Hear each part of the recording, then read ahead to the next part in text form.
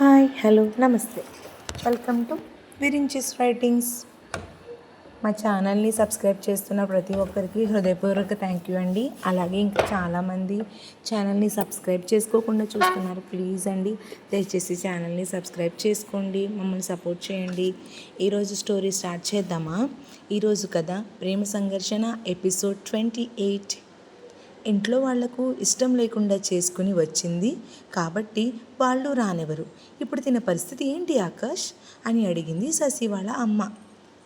నువ్వు హెల్ప్ చేశాను అని అనుకుంటున్నావు, కానీ నిజంగా చెప్తున్నాను, ఒక ఆడపిల్ల జీవితాన్ని క్వశ్చన్ మార్క్గా మార్చేసావురా. నువ్వు హెల్ప్ చేస్తున్నా అనుకుని తాళి కట్టే కన్నా ఆ తాళి పట్టుకుని తిరిగాడు అన్నావు కదా, అతడు కట్టినా ఈ అమ్మాయి నిజంగా తన మనస్సుని ఆ అబ్బాయిని మార్చుకునేదేమో.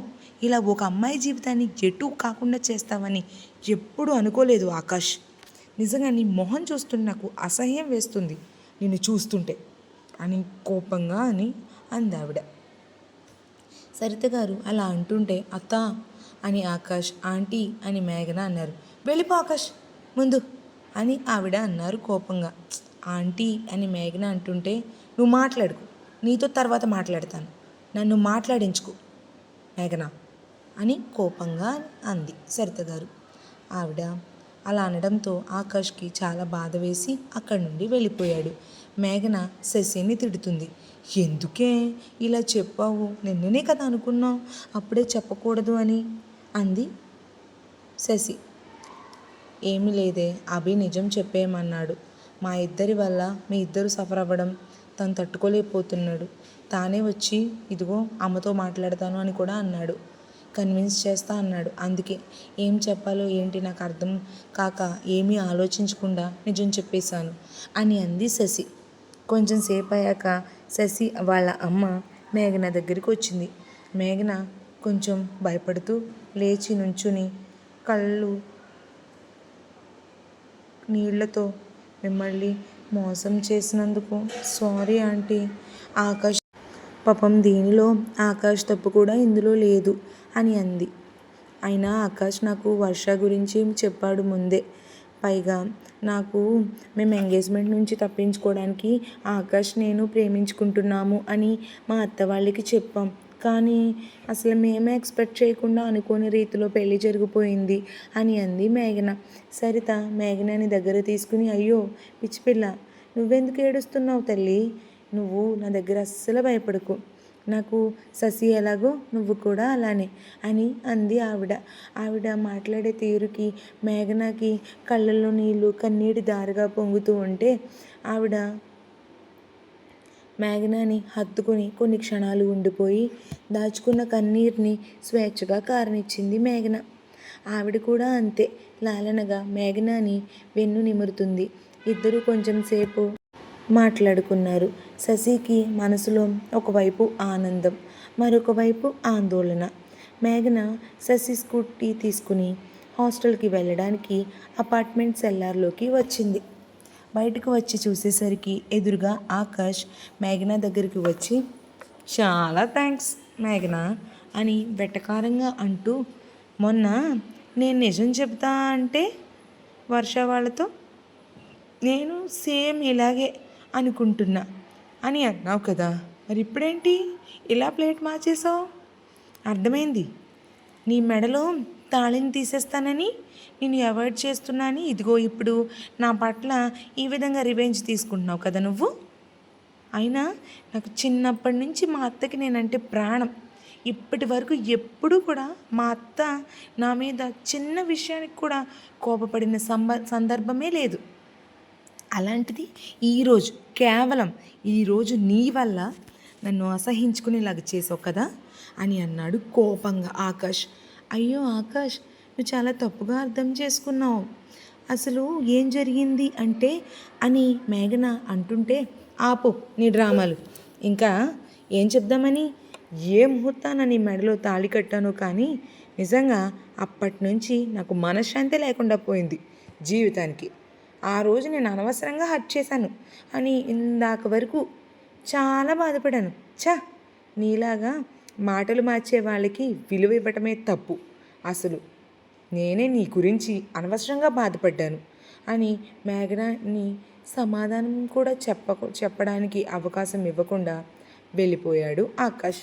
మేఘన తన ప్రాజెక్ట్ వర్క్ సంబంధించి ఒక ఫైల్ మర్చిపోయిందని దాన్ని ఇవ్వడానికి వస్తున్న శశి అక్కడ స్టెప్స్ పైన ఆకాష్ మాటలకు స్టన్ అయిపోయి అక్కడే నిల్చుండిపోయింది 1 నిమిషం పాటు.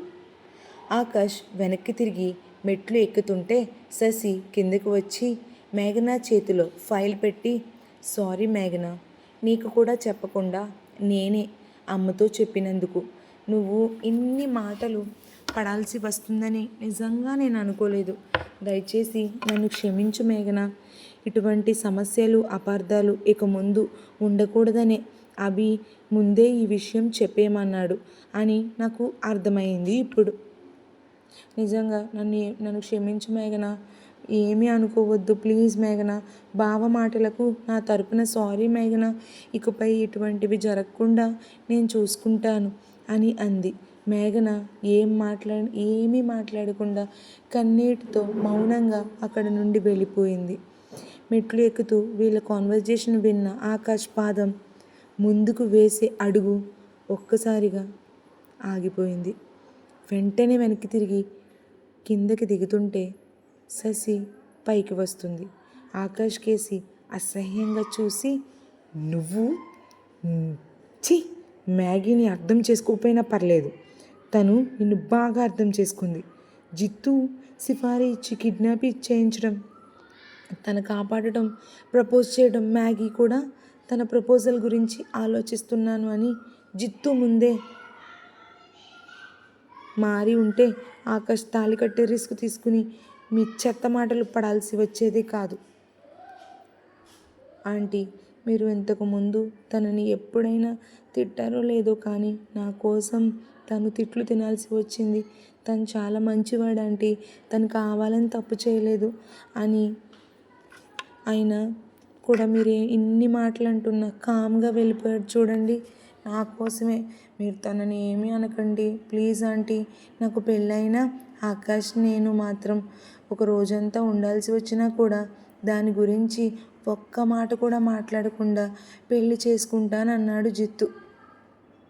తను ఇంతకుముందు చాలా పొసెసివ్గా ఉండేవాడు, కానీ ఇప్పుడు తనలో మార్పు తెలుస్తుంది ఆంటీ. కాబట్టి నా లైఫ్ మీరు అనుకున్నట్లు ఒక క్వశ్చన్ మార్క్లా అవ్వలేదు. ఆకాష్ని మాత్రం తప్పుగా అనుకోవద్దు ఆంటీ ప్లీజ్ ఆంటీ అని చెప్పింది తెలుసా బావా నీకోసం. అసలు ఆ అమ్మ దగ్గర నీ గురించి ఎప్పుడు నేను కూడా అలా చెప్పలేదేమో, అయినా నువ్వే కదా నిజం చెప్తాను, నీకు ఆ ఉద్దేశం ఎలానో ఉందని నీతో చెప్పలేదు అని చెప్పింది శశి. ఆకాష్ పరుగు పరుగున కిందికి వెళ్ళేసరికి మ్యాగీ అక్కడ లేదు. మ్యాగీ వెళ్ళిపోయింది. ఎప్పుడు ఏదో ఒకటి అంటూ బాధ పెడుతూనే ఉన్నా. చిచ్చి, పాపం పిచ్చి పిల్ల ఎంత బాధపడిందో.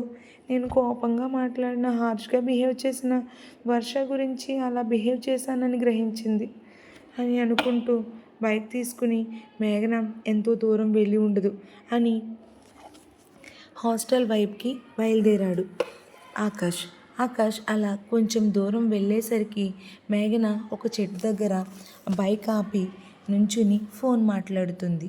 మేఘన ఫోన్ మాట్లాడి పక్కకి తిరిగేసరికి సడన్గా మేఘన పక్కన ఆకాష్ ఉన్నాడు. మేఘన ఆకాష్తో, ఇంకా తిట్టవలసినవి ఏమైనా ఉండిపోయాయా అని అడిగింది మేఘన.